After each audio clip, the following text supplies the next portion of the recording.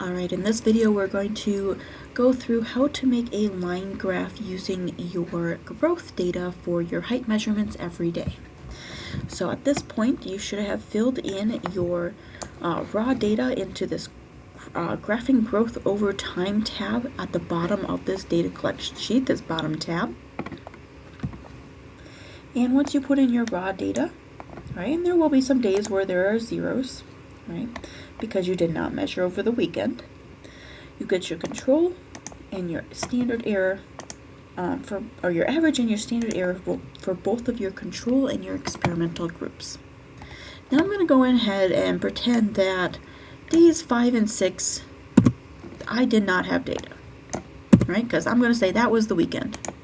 So that way I have gaps in my data so you know how to navigate this. Alright, so go ahead and move over to SigmaPlot. And I'm going to delete what I have here, and we're going to start with some new columns.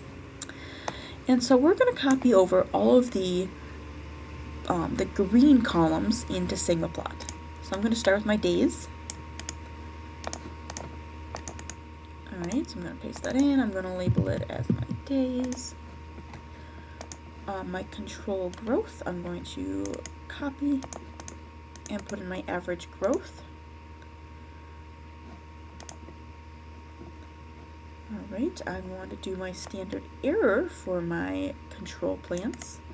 So I'm going to copy and paste those in and make sure I have the correct label up here. So I'm going to do Control SE for standard error. Alright, now I got to bring in my experimental values. So I'm going to scroll over on my tab to my last 3 green columns here.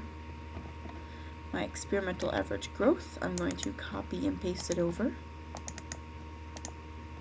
I'm going to abbreviate experimental average. And I want my standard error.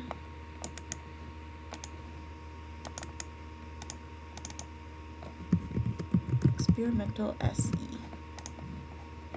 Alright, so now I have all of my data in here. Now notice I have some days where there are no data points, right? Because it was the weekend and you did not need to measure. So to amend this, I'm simply going to highlight.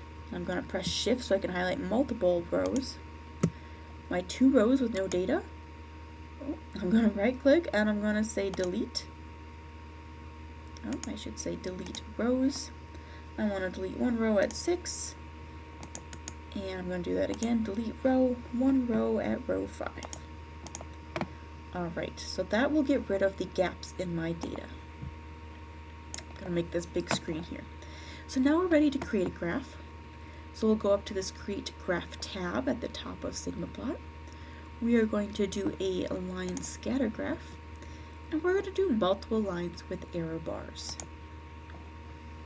We are using our worksheet column, so we're going to click Next. We have XY pairs, X many Y. So for the X, we're going to do the days. Y1 is our first set of data, so my controls, and my standard error for my control.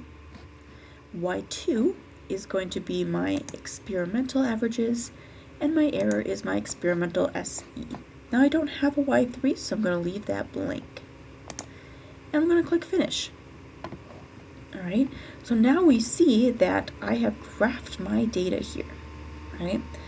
And so you're going to have to make this graph look all nice, right? Go back in, change some things. You might have to tilt the day numbers, alright? We've talked about that in a previous video, the Artemia videos here. And make sure there's no odd data points, right? This one has a weird data point. Looks like around day 9 here, so I'm going to just double check my data, make sure it's right. I'm going to see day 9. Oh, I did have an error here. Alright, so in my data sheet I must have had a typo.